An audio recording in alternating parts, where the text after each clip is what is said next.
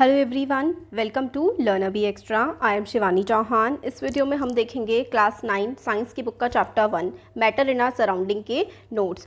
तो देखिए, ये जो चैप्टर है इससे पहले हम लोग सब कुछ इसका कंप्लीट कर चुके हैं। जो लाइन टू लाइन एक्सप्लेनेशन है ना एनसीईआरटी का, वो हमने कवर कर लिया है और इसके क्वेश्चन आंसर्स इन टेक्स्ट वगैरह सब। अब हम देखने वाले हैं इसके नोट्स। तो देखिए, मैटर क्या होता है। Matter is anything which occupy space and has मास। हम सभी मैटर हैं, हमारे आसपास की जो भी चीज़ें हमें दिख रही हैं सब मैटर हैं। मैटर वो कुछ है जो स्पेस को ऑक्यूपाई करता है, यानी कि जगह घेरता है और जिसका कुछ मास या कुछ भार होता है।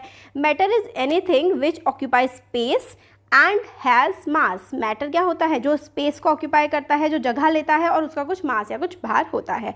एग्जाम्पल, हवा, चावल, पानी, चेयर, सब कुछ, हर चीज़ क्या है, मैटर है। और क्या मैटर नहीं है, feelings like love, smell etcetera, ये मैटर नहीं है। क्यों? क्योंकि इनमें कोई जान थोड़ी ना है, ये तो सिर्फ भाव हैं। ठीक है, तो ये मैटर हमारे नहीं होंगे। अब मैटर का classification, early Indian philosophers classified in the form of 5 basic elements. जो इंडियन फिलोसोफर्स हैं उन्होंने मैटर को बेसिकली 5 फॉर्म में कहा है, एयर, अर्थ, फायर, स्काई, वाटर, कॉल्ड पंच तत्व। तो हम 5 तत्वों से बने हुए हैं, ऐसा हमारे इंडियन फिलोसोफर्स ने कहा है। On the basis of physical state matter is classified as solid, liquid and gas. तो फिजिकल स्टेट क्या क्या होती है मैटर की, तो सॉलिड हो सकती है, या तो लिक्विड हो सकती है, या फिर गैसियस स्टेट में हो सकती है। On the basis of chemical composition matter is classified as pure substance and mixture. तो मैटर प्योर भी हो सकते हैं और मिक्सचर भी हो सकते हैं। प्योर सब्सटेंस क्या होते हैं, प्योर सब्सटेंस में भी एलिमेंट्स और कंपाउंड। अब इनका अच्छे से और भी आगे क्लासिफिकेशन हम लोग देखते हुए चलेंगे। प्योर सब्सटेंस एलिमेंट्स भी हो सकते हैं, कंपाउंड्स भी हो सकते हैं। मिक्सचर्स जो है वो होमोजेनस मिक्सचर भी होते हैं और हेटेरोजेनस मिक्सचर भी होते हैं। प्योर, कंपाउंड, होमोजेनस, हेटेरोजेनस, ये सब हम देखेंगे। फिजिकल नेचर क्या होता है मैटर का, मैटर जो है पार्टिकल्स की बनी होती है, यानी कि मैटर में कुछ ना कुछ होता है। आप जो है, हमारे अंदर भी सेल्स हैं, लकड़ी के अंदर सेल्स होते हैं, वो वुड के सेल्स होते हैं। ठीक है, तो मैटर में कुछ पार्टिकल्स होते हैं। Particles of matter are very tiny. जो मैटर के पार्टिकल्स होते हैं ना, वो काफ़ी ज़्यादा टाइनी होते हैं, यानी कि काफ़ी ज़्यादा छोटे होते हैं मैटर के particles. The particles of matter have space between them. तो जो मैटर के पार्टिकल्स होते हैं उनके बीच में कुछ जगह होती है, कुछ स्पेस भी होता है। ये ना प्रॉपर्टीज़ होती हैं, फिजिकल नेचर है मैटर का, इंपॉर्टेंट है। नोट्स हैं, आप लोग को नोट करना है, इसलिए नोट्स हैं। Particles of matter are continuously moving. तो पार्टिकल्स ऑफ मैटर जो उनके बीच में स्पेस होता है और वो कंटिन्यूसली मूव भी करते रहते हैं। Particles of matter attract each other. Matter के पार्टिकल्स एक दूसरे को अट्रैक्ट भी करते हैं। अब matter is made up of particles. इसके लिए हम लोग एक एक्टिविटी देखते हैं कि भाई जो मैटर है वो वाकई में पार्टिकल्स का बना हुआ होता है। इसके लिए हमें क्या करना है, कुछ पानी लेना है बीकर में एंड नोट इट्स लेवल। हम लोगों को एक बीकर में, इस तरीके से बीकर होता है, इसमें कुछ पानी लेना है और कितना पानी है ये हम लोगों को नोट कर लेना है।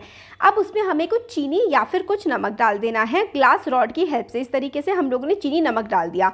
सॉल्ट जो है वो पानी में घुल जाएगा, मगर पानी का जो लेवल है वो उतना का उतना ही रहेगा, वो कुछ बढ़ेगा घटेगा नहीं। This is because the particles of water get into space between the particles of salt। यहाँ पर आ जाएगा कि सॉल्ट के पार्टिकल जो वाटर के पार्टिकल्स थे उनके बीच में घुल गए हैं। This shows that matter is made up of particle. देखो, पानी था, पानी में आपने चीनी या नमक डाल दिया, बट पानी का लेवल तो बढ़ा ही नहीं। इसका मतलब जो पानी के बीच के जो स्पेसेस थे ना, उसमें वो चीनी या नमक जाकर के घुल गए। इससे हम लोगों को समझ में आता है कि पार्टिकल्स जो होते हैं मैटर के, उनके बीच में स्पेस होता है, यानी कि उनके बीच में जगह होती है। नेक्स्ट है, particles of matter are very tiny. Matter के पार्टिकल्स बहुत छोटे होते हैं। इसके लिए एक एक्सपेरिमेंट देखते हैं। हमें क्या करना है, 2 से 3 क्रिस्टल जो है पोटेशियम परमैंगनेट के, वो डिजोल्व कर देने हैं 100 ml ऑफ वाटर बीकर में। मतलब 100 ml पानी लेना है बीकर में, उसमें 2-3 क्रिस्टल पोटेशियम परमैंगनेट के डिज़ोल्व कर देना है। फिर हमें 10 ml इस सॉल्यूशन का ले लेना है और फिर उसके बाद and dissolve in 100 ml of water. फिर ये वाला जो ये आपने ना 100 ml पानी था, इसमें आपने 2-3 बूंदें पोटेशियम परमैंगनेट की डाल दी। फिर उसके बाद आपने क्या किया, इसमें से थोड़ा सा 10 ml पानी ले लिया और फिर उसके बाद दूसरे बीकर में डाल दिया।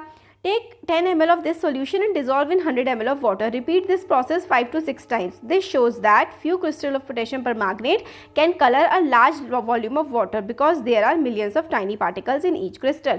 तो देखो एक इस पानी से हम लोग कितना सारे अलग अलग पानी को हम लोग कलर कर सकते हैं, बस कलर हल्का होता जाएगा क्योंकि पार्टिकल्स कम होते जाएंगे।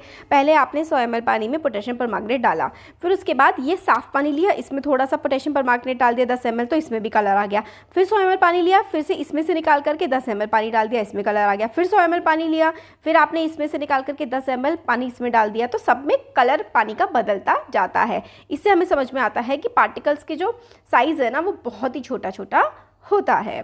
तो आपको याद रखना है कि particle of matter are very tiny, particle of matter have space between them. फिर उसके बाद particle of matter have space between them. अब देखते हैं इसमें, ठीक है, ये वाला हम लोगों ने देख लिया। पार्टिकल्स ऑफ मैटर जो होते हैं उनके बीच में स्पेस होता है। अब आता है कि मैटर के जो पार्टिकल्स हैं वो कंटिन्यूसली क्या कर रहे हैं, मैटर के पार्टिकल कंटिन्यूसली मूव कर रहे हैं। तो इसको हमें कैसे समझ में आता है कि take some water in a beaker and put a drop of blue और red ink slowly along the sides of beaker. हमें क्या करना है कि कुछ पानी लेना है बीकर में और कुछ बूंदे जो हैं रेड या फिर ब्लू कलर की इंक की उसमें डाल दी रही है। मतलब पानी लेना है और उसमें हमें कुछ इंक की बूंदों को डाल देना है। Leave it undisturbed for a few hour, कुछ घंटों के लिए या कुछ टाइम के लिए हम लोगों को उसको ऐसे ही छोड़ देना है। The ink spread evenly throughout the water due to movement of particles of water and ink. आपने ना क्या किया, पानी में ना एक पार्टिकल का मतलब कांच का ग्लास लिया, उसमें पानी लिया, उसमें आपने इंक डाल दी।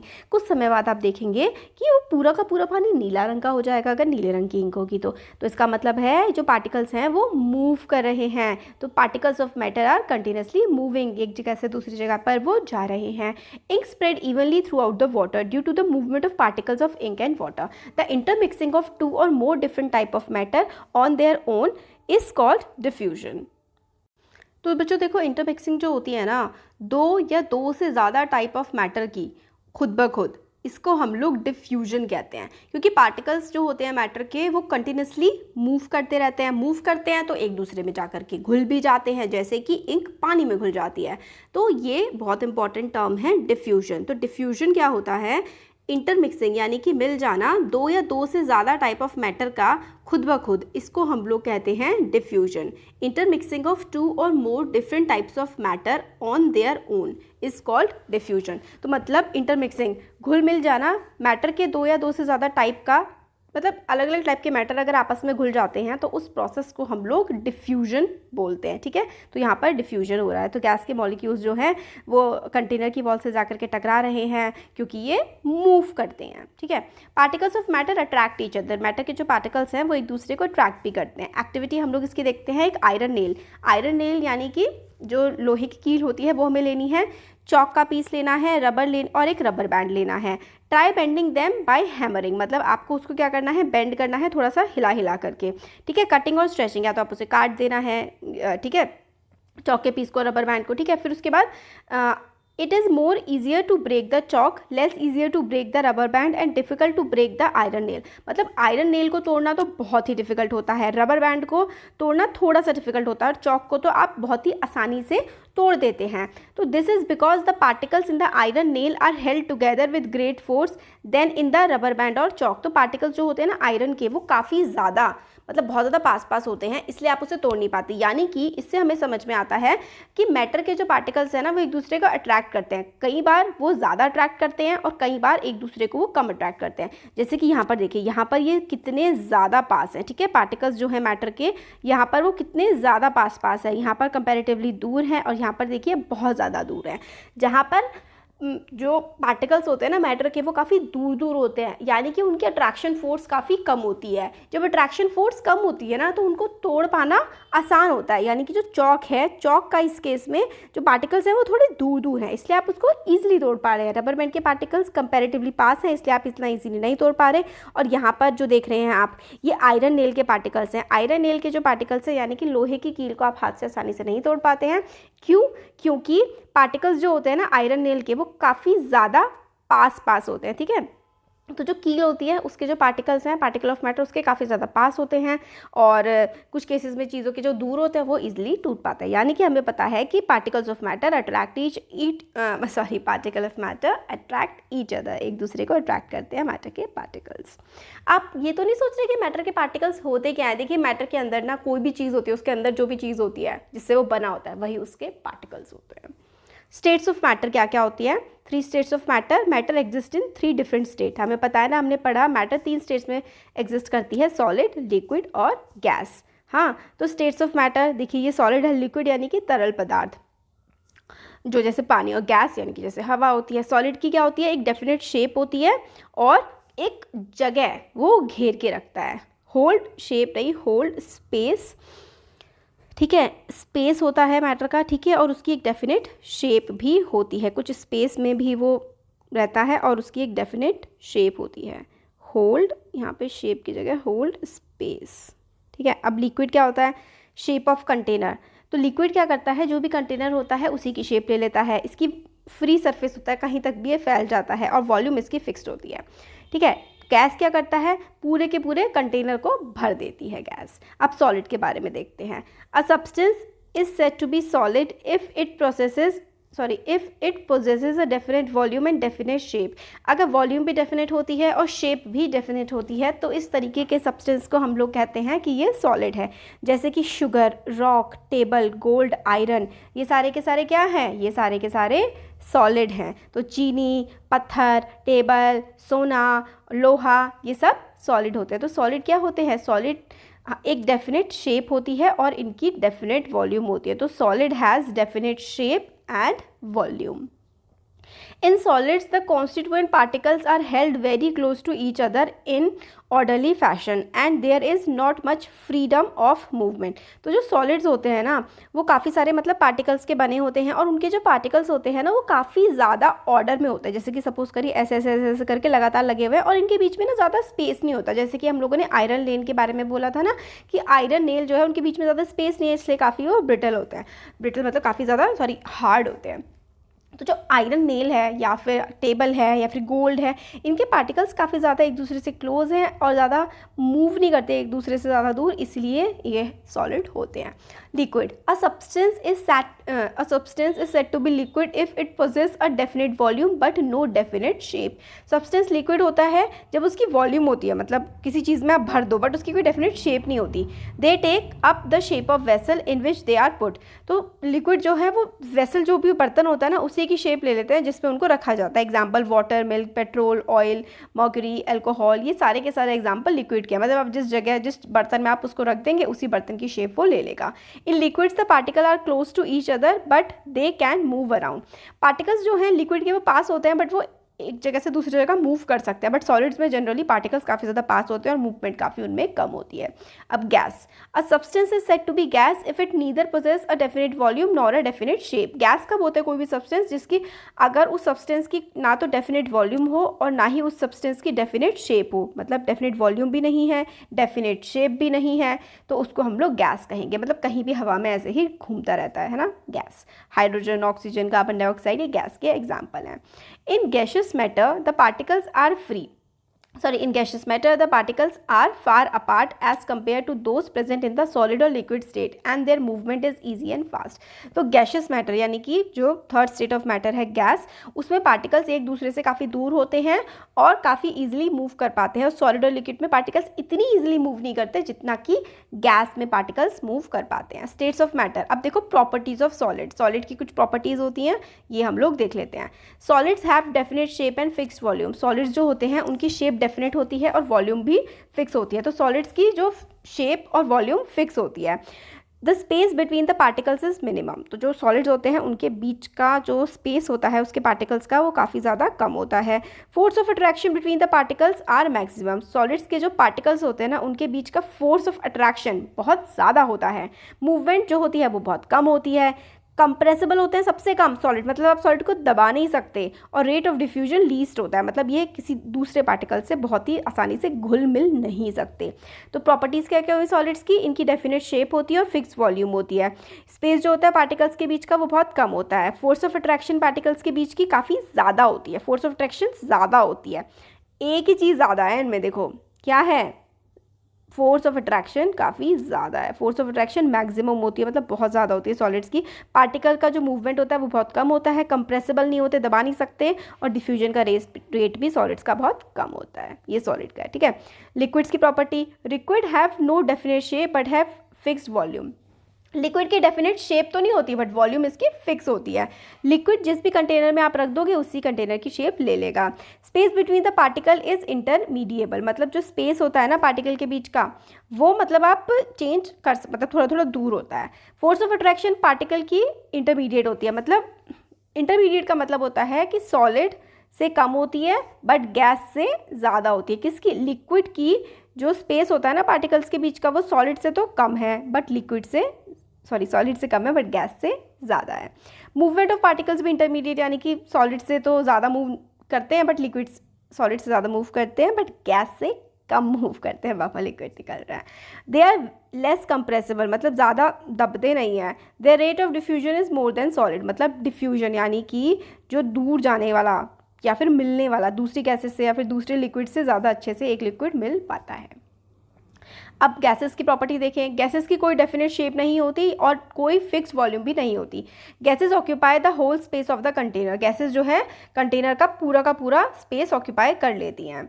Space between the particles is maximum, तो जो पार्टिकल्स के बीच का स्पेस होता है ना गैसेस में, वो सबसे ज़्यादा होता है। Force of attraction between the particles is minimum, particles के बीच का जो फोर्स ऑफ अट्रैक्शन होता है वो सबसे कम होता है।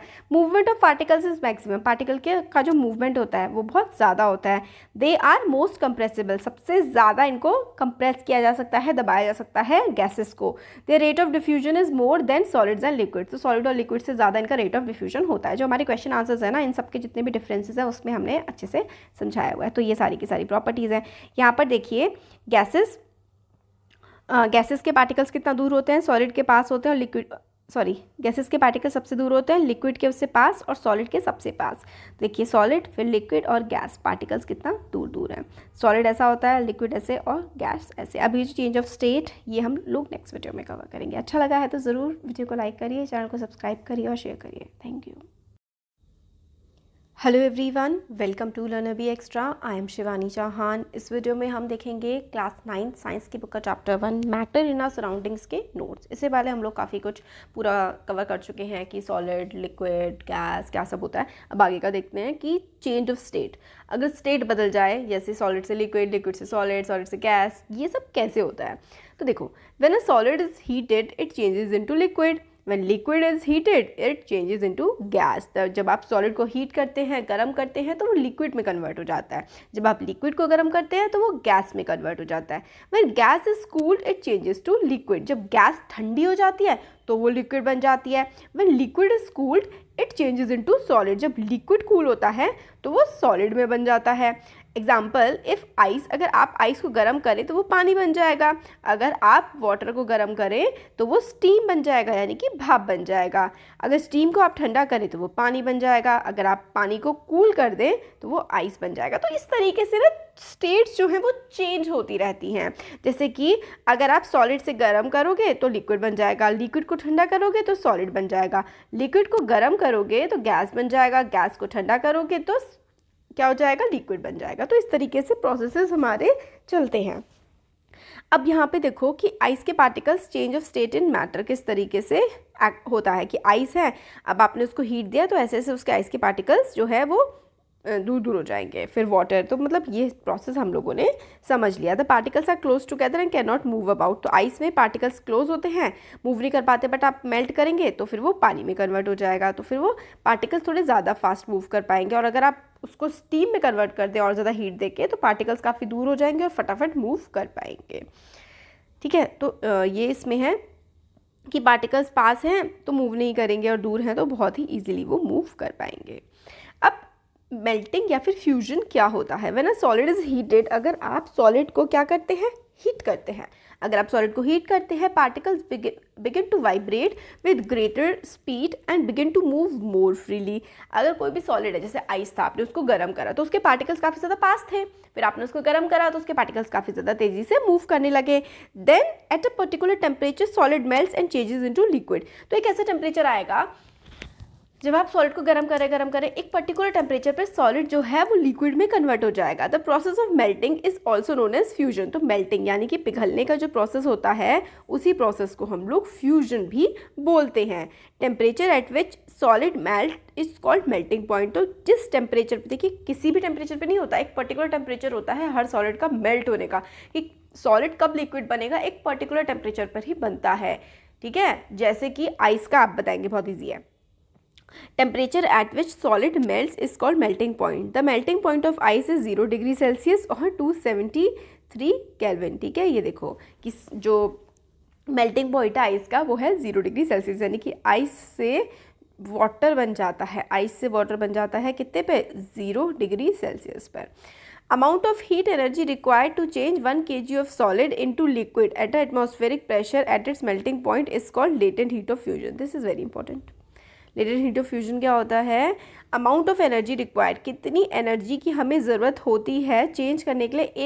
1 किलो सॉलिड को लिक्विड में चेंज करना है अगर, तो कितनी एनर्जी की ज़रूरत पड़ेगी, यही होती है latent heat of fusion. Amount of heat energy required to change 1 kg of solid into liquid at atmospheric pressure at its melting point is called latent heat of fusion। तो आपको कितनी एनर्जी देनी पड़ेगी 1 किलो सॉलिड को liquid बनाने में atmospheric pressure पे उसके मेल्टिंग पॉइंट पर, बस यही लेटेंट हीट ऑफ फ्यूजन होती है। ये इंपॉर्टेंट है, बिल्कुल अच्छे से एग्जाम में आता है बहुत ज़्यादा लिखने के लिए। तो हम लोग टेम्परेचर मेजर कर रहे हैं कि भाई किस टेम्परेचर पे जो बर्फ़ है वो पानी में कन्वर्ट हो रही है। बॉइलिंग क्या होता है? बॉइलिंग होता है जब उबल जाती है कोई liquid. When a liquid is heated its particle begin to move even faster. जब आप उसको लिक्विड को गर्म करते हैं तो उसके पार्टिकल लिक्विड से भी ज़्यादा तेज़ी से मूव करने लगते हैं। Then at a particular temperature the liquid begins to boil and changes into gas. तो एक पर्टिकुलर टेम्परेचर ऐसा होता है कि जब लिक्विड जो है वो बिल्कुल उबलने लगता है और वो गैस में कन्वर्ट हो जाता है। Boiling is a bulk phenomena. When a liquid boils the bulk of liquid changes into vapour. तो बल्क फिनोमिना है यानी कि एक साथ होने वाला, बल्क मतलब होता है जो काम एक साथ होता है। तो बॉइलिंग बल्क फिनोमिना है, लिक्विड जब बॉईल करते हैं तो बहुत सारे मतलब लिक्विड जो है वो भाप में कन्वर्ट होने लगता है। Temperature at which liquid start boiling is called its boiling point. तो भाई जिस टेम्परेचर पर लिक्विड बॉईल होना स्टार्ट हो जाएगा उसको बॉइलिंग पॉइंट कहते हैं। Boiling point of water is 100 degree Celsius. जो पानी का बॉइलिंग पॉइंट होता है वो 100 डिग्री सेल्सियस होता है, या फिर 373 के, क्योंकि 273 उसका जो था वो मेल्टिंग पॉइंट था, उसमें 100 ऐड कर दोगे। लेटेंट हीट ऑफ वेपराइजेशन क्या होती है? वही देखो, amount of heat required to change 1 kg of liquid into gas at atmospheric pressure at its boiling point is called latent heat of vaporisation. 1 kilo liquid को अगर आपको गैस बनाना है atmospheric pressure, मतलब जो भी एटमॉस्फेयर का प्रेशर है उस पर, उसके बॉइलिंग पॉइंट पर, बस यही लेटेंट हीट ऑफ वेपराइजेशन होता है। यहाँ पे बॉइलिंग पॉइंट आया, वहाँ पर मेल्टिंग पॉइंट आया था, क्योंकि यहाँ पे क्या हो रहा है, बॉयल हो रहा है ना, यहाँ पे पानी गर्म उबल रहा है, और उधर जब आइस से लिक्विड बन रहा था तो मेल्ट हो रहा था वो, है ना, पिघल रहा था। तो बस यही चेंज करने हैं, बाकी दोनों सेम है। पानी का बॉइलिंग पॉइंट आप लोगों को अगर निकालना है तो कैसे करोगे? एक बीकर लो, उसमें पानी रखो और ये थर्मोमीटर डाल दो नीचे हीट करते हुए, पता लग जाएगा। Effect of temperature on molecular motion, मतलब टेम्परेचर जो होता है, अगर आप टेम्परेचर कम करोगे, टेम्परेचर बढ़ाओगे, तो जो मॉलिक्यूल्स हैं किसी भी सब्सटेंस के वो किस तरीके से मूव करेंगे वो अब हम लोग देखेंगे। देखिए, ठंडा है कोई, ठीक है, और अगर गर्म है, जब कोई चीज़ गर्म होती है ना तो उसके मॉलिक्यूल ज़्यादा फास्ट मूव करते हैं,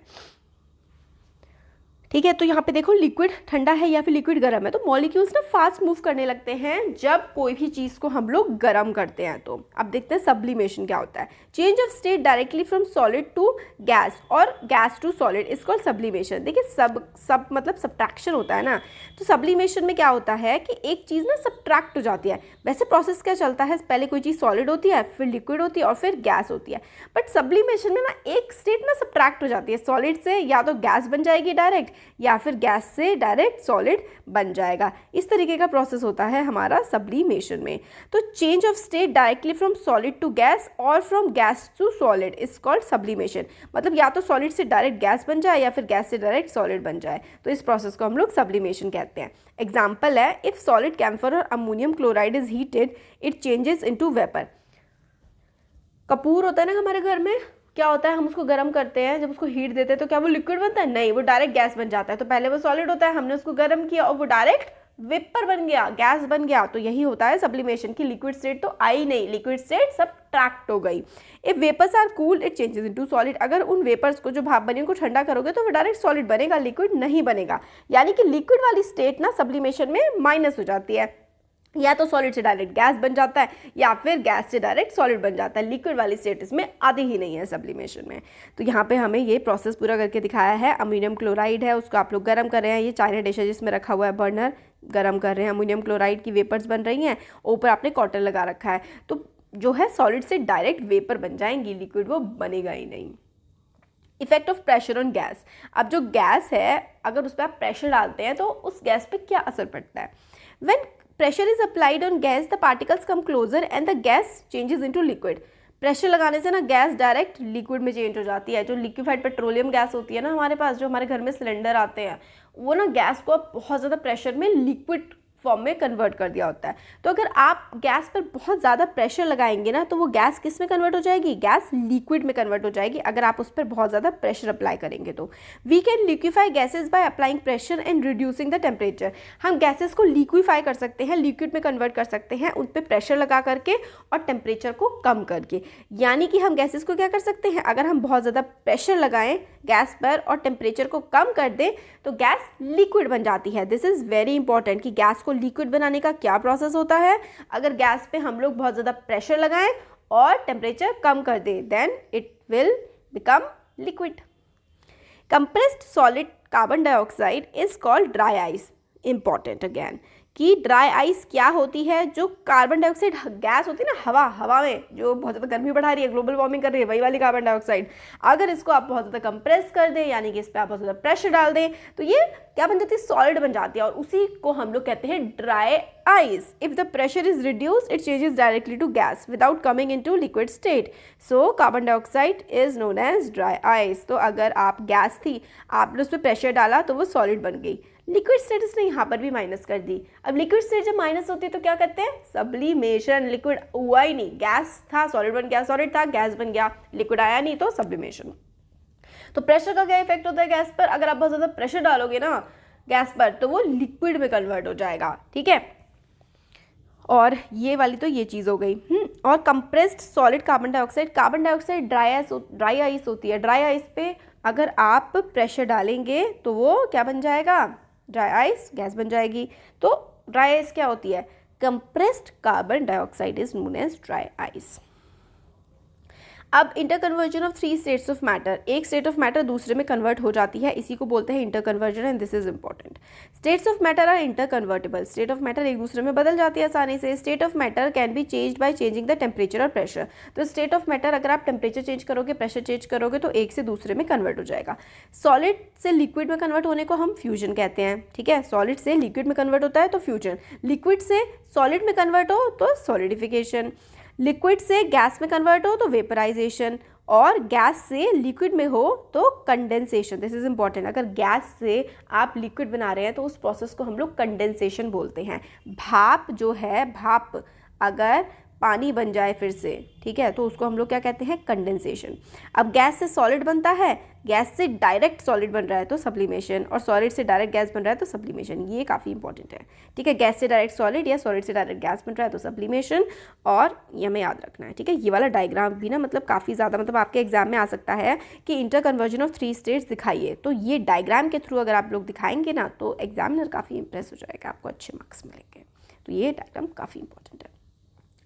वेपराइजेशन, भाई भाप बनना, बचपन से सुन रहे हैं, भाप बन के उड़ जाता है, वेपराइजेशन।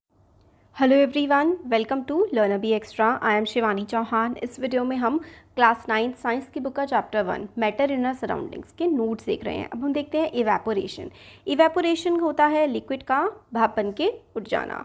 तो change of liquid into vapour at any temperature below it's boiling point is called evaporation. तो अगर बॉइलिंग पॉइंट से कम है, जैसे कि वाटर का बॉइलिंग पॉइंट क्या है 100 डिग्री सेल्सियस, उससे कम टेम्परेचर पर भी इवेपोरेशन होता रहता है। इनफैक्ट इवेपोरेशन तो हर टेम्परेचर पर होता है। इवेपोरेशन एक सरफेस फिनोमेना है। So evaporation is a surface phenomena phenomena, particles from surface gain enough energy to overcome the forces of attraction and changes to vapour state. तो इवेपोरेशन क्या है? Surface phenomena है। Particles जो हैं अगर वो सरफेस पर होते हैं वो एनर्जी गेन करते हैं, फोर्स ऑफ अट्रैक्शन को तोड़ते हैं और वेपर में चेंज हो जाते हैं। यानी कि ये देखिए एक सरफेस है, ठीक है, सरफेस पर पानी है, पानी जो है वो भाप बन के उड़ता है। कैसे? क्योंकि वो सरफेस पे एनर्जी होती है, ठीक है, हीट एनर्जी होती है, वो एनर्जी गेन करता है और फोर्स ऑफ अट्रैक्शन को तोड़ देता है। कोई भी पार्टिकल है जैसे कि पानी ही है, पानी के जो पार्टिकल्स हैं उसके अंदर पानी में उसके बीच में फोर्स ऑफ अट्रैक्शन होता है, यानी कि एक दूसरे से वो जुड़े हुए होते हैं। जब उसमें हीट होती है, जब उसमें गर्मी दी जाती है तो फोर्स ऑफ अट्रैक्शन टूटता है और पानी जो लिक्विड स्टेट में होता है वो वेपर में चेंज हो जाता है। आ रहा है आप लोगों को समझ? देखो बच्चों क्या होता है, इवेपोरेशन एक सरफेस फिनोमिना है, यानी कि सरफेस पर होता है, किसी एक जगह पर होता है, एक सतह पर होता है। पार्टिकल्स जो हैं सरफेस के वो एनर्जी गेन करते हैं, फोर्स ऑफ अट्रैक्शन को तोड़ते हैं और वेपर में चेंज हो जाते हैं। अब कौन कौन से फैक्टर्स अफेक्ट करते हैं इवेपोरेशन को? तो rate of evaporation depends upon surface area, temperature, humidity and wind speed. ये 4 फैक्टर्स हैं, बहुत इंपॉर्टेंट है, आप लोगों को इनको याद करना है कि सरफेस एरिया पर इवेपोरेशन डिपेंड करता है, गर्मी सर्दी कितनी है टेम्परेचर पर डिपेंड करता है, ह्यूमिडिटी का मतलब होता है हवा में कितनी नमी है, यानी कि हवा में ऑलरेडी पानी होता है, कितना पानी है वही ह्यूमिडिटी होती है, ह्यूमिडिटी कितनी है हवा की, और विंड स्पीड यानी कि जो हवा चल रही है उस हवा के चलने की स्पीड कितनी है। अब किस किस फैक्टर्स पे डिपेंड करता है? अगर surface area increase in surface area increases the rate of evaporation.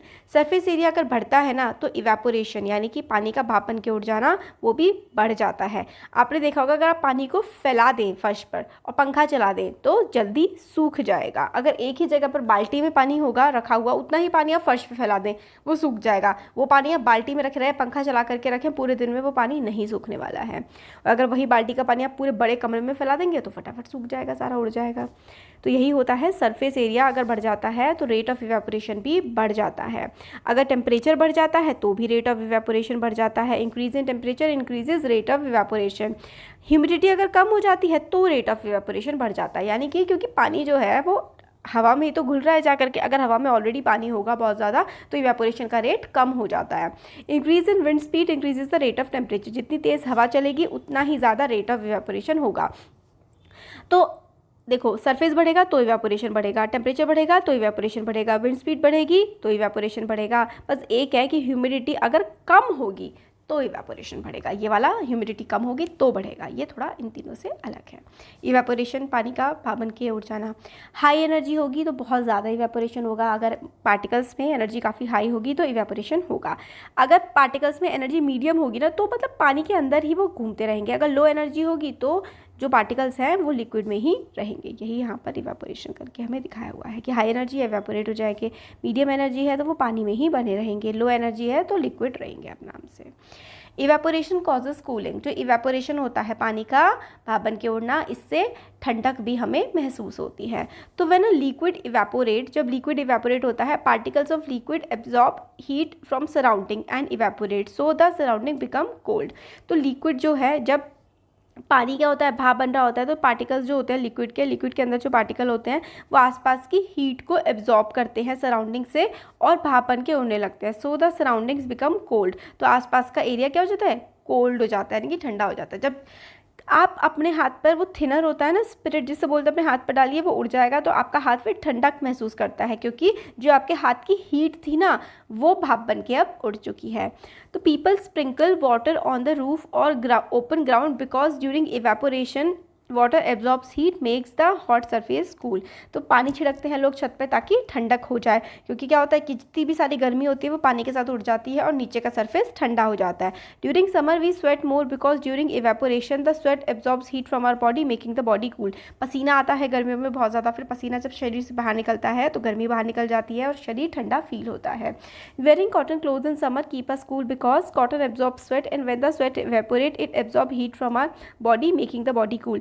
गर्मियों में हम लोग कॉटन के कपड़े पहनते हैं क्योंकि कॉटन जो है वो पसीने को एब्जॉर्ब कर लेता है और फिर वो भाप बन के जब उड़ता है पसीना तो हमारी बॉडी ठंडी हमें फील होती है।